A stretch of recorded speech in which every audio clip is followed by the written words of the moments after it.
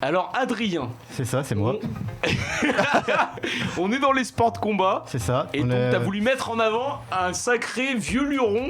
C'est ça, donc on est en boxe anglaise. Donc effectivement, comme tu disais, mon escroc de ce soir, à côté de celui de Flo. De Florent. Ouais, de Flo, comme on dit la semaine dernière, à côté c'était un banc de mou, hein, celui de Flo.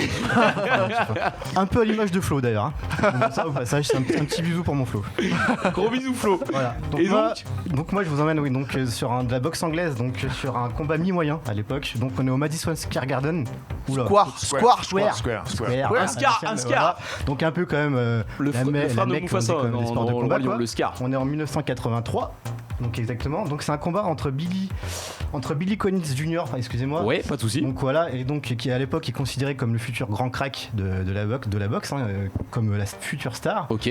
Face du coup à Luis Resto. Donc Luis Resto, oui, très connu. Voilà, très connu. Oui, donc dans le monde du culinaire. Voilà, ils sont partis chercher. C'était un vendeur de barbe à papa à l'époque. D'accord. Mais bon, il avait quand même un petit peu quand même quelques combats à son actif, un portoricain exactement. Donc voilà, à la base, ça devait être un combat, on va dire un peu d'entraînement pour notre petit Junior Collins. Et on met une petite parenthèse. Cyril, est-ce que tu connais le combat déjà ? Ouais. Ah d'accord. Voilà. Ok. Il est calé. Tu vas pas le choper là-dessus. Donc ce qui doit être considéré comme un petit sport, on va dire, d'amateur. Ouais, d'amateur. Non, en tout cas d'entraînement. Une formalité quoi. Pour se faire plaisir pour la suite de sa carrière quoi. Mais en fait, voilà, ce qui n'était pas prévu, c'est que notre bon portoricain, non seulement il va tenir 12 rounds, mais en plus il va être donné gagnant. Il va mettre des parpaings dans la gueule. Par les juges par point. Donc le mec est gagné gagnant alors qu'il arrive de nulle part. Voilà, donc c'était la méga surprise. Voilà, c'était la grosse surprise. Tout le monde tombe des nues. D'accord. Voilà. Donc jusqu'ici, l'histoire est belle quand même. Enfin, je veux dire. Donc c'est un peu un inconnu portoricain qui remporte le combat contre la future grande star. D'accord. De la boxe.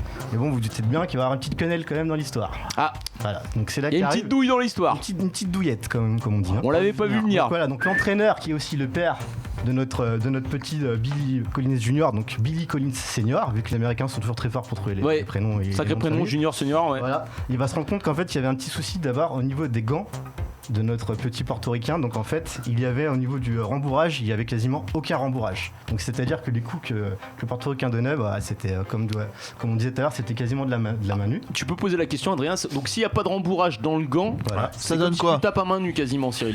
Ouais, le rembourrage il est fait pour protéger la main du mec qui frappe et aussi le mec qui visage. reçoit. C'est ça, d'accord. Ouais, bien sûr. Donc si tu mets pas quelque chose, on va dire un peu de coton, ce que tu veux, voilà, et voilà. Tu sens les mains quoi. Ouais, tu sens l'os. Mais bon, ça c'était un petit peu trop facile parce que il nous a quand même rajouté une petite surprise, c'est qu'au niveau des bandages, il nous avait calé du plâtre dans les bandages.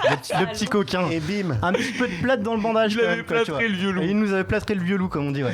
Et du coup voilà, donc forcément ça aide un petit peu à gagner. C'était des vrais parpaings dans la gueule quoi. Tu connaissais l'histoire. Ouais, je connaissais l'histoire et c'est pas la première ni la dernière fois que ça a été fait. Donc c'est déjà arrivé selon toi, on va dire. Ça t'est déjà arrivé. Si tu veux, quand tu fais ton bandage pro, il y a une commission athlétique ou si t'es aux États-Unis qui vient vérifier tes bandes et qui signe tes bandes pour voir qu'elles n'ont pas été modifiées, tu vois. D'accord. Ça fait partie du protocole avant combat parce que il y a eu tellement de fraude comme ça.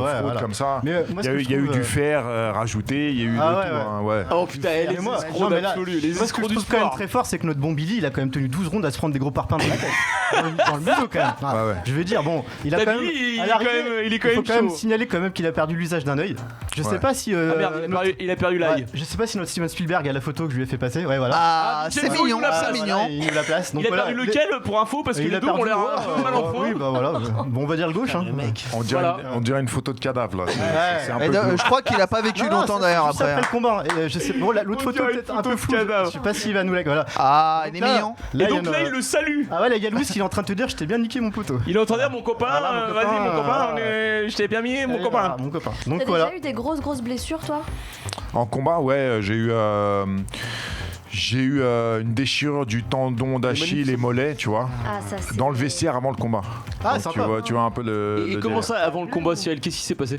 En fait, comme je suis, comme j'étais pas toujours très consciencieux de la réparation de mes blessures et tout ça, j'ai traîné des tendinites au talon d'Achille pendant très très longtemps, qui se sont calcifiées.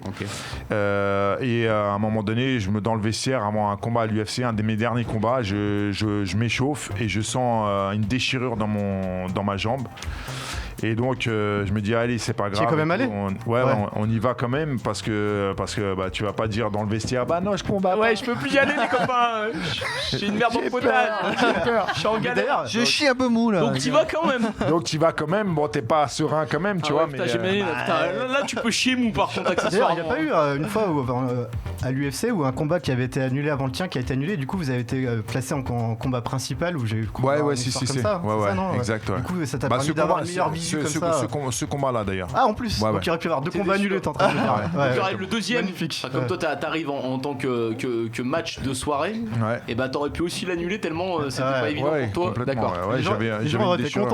J'avais une déchirure du tendon d'Achille et du mollet. T'as perdu.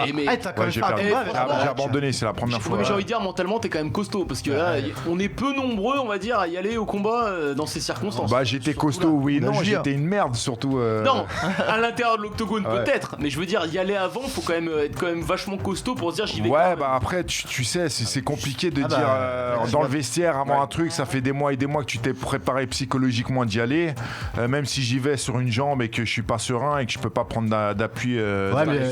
Vu qu'à la base t'as 3 jambes, il t'en restait 2 quand même. Il est con celui-là. En tout cas, merci Adrien. Bah pas de quoi, je pense que c'était quand même mieux qu'il y a 15 jours, non ? Mais là, l'histoire était excellente.